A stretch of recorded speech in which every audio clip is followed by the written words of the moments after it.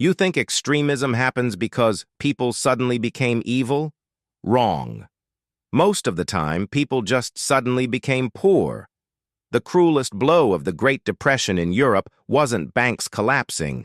It was an entire generation realizing you can follow the rules and still not survive. When legal life gets switched off, illegal passion gets switched on. That's the invisible war. Imagine Europe after 1929 like a machine that's lost power. Orders evaporate, wages shrink, factories go dark. Money doesn't slowly fade. It's like someone twists the faucet and it's suddenly gone. Banks scream, governments pretend to stay calm, streets tremble, unemployment lines get longer, bread gets thinner, tempers get shorter. What you hear isn't speeches, it's stomachs roaring. The official story is straightforward. Wall Street crashes, the global recession spreads, Europe's exports collapse, unemployment rises, society destabilizes, and extremist parties exploit the vacuum. It sounds like the economy got worse, so politics got ugly. But here's the problem. Lots of countries got poor. Why did Europe slide into an age of extremes instead of building a stronger welfare state?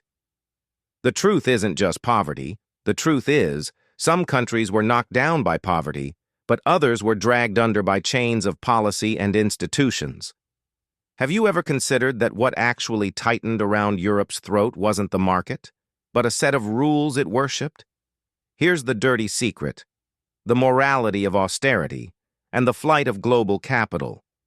When crisis hit, many European countries were still shackled to the gold standard. They couldn't print freely, couldn't devalue easily, couldn't rescue too aggressively, or capital would punish them. So governments did the most respectable thing: cut spending, raise taxes, squeeze wages. It sounded responsible. In reality, it poured gasoline on unemployment. Meanwhile, terrified American capital rushed home. International credit froze. Germany and parts of Central Europe, already carrying World War I reparations and foreign debt, lost oxygen overnight. Banks didn't mismanage. They were suffocated by design. Deflation makes debt heavier. The more you pay, the less you can breathe. And here's what's worse. When a government treats people's suffering as a necessary cost, people start looking for a necessary enemy. The consequence wasn't simply being poor. It was the collapse of social psychology. You lose your job, not because you're lazy. You go broke, not because you're stupid. And yet the system still throws you away. That produces the most dangerous emotion of all: humiliation. And humiliation needs an exit.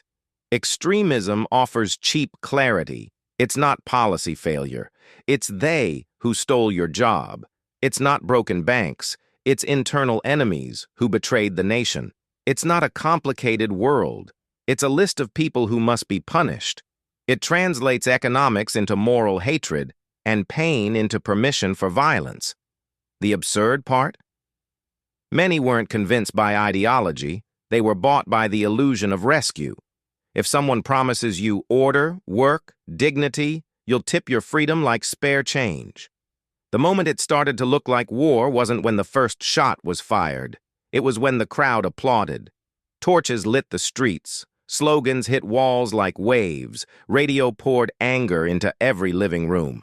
You watch arms rise, like raising an invisible blade. In that moment, Europe wasn't choosing policy. It was choosing fate, trading fear for safety, hatred for explanation. The map's colors begin to darken, like ink, soaking through from the inside. Don't treat this like an old film, because when living costs spin out of control, extremism doesn't need to return. It only needs to be downloaded. The hidden legacy of the Great Depression is a cold rule. When economics pushes people into a corner, politics pushes them toward the cliff.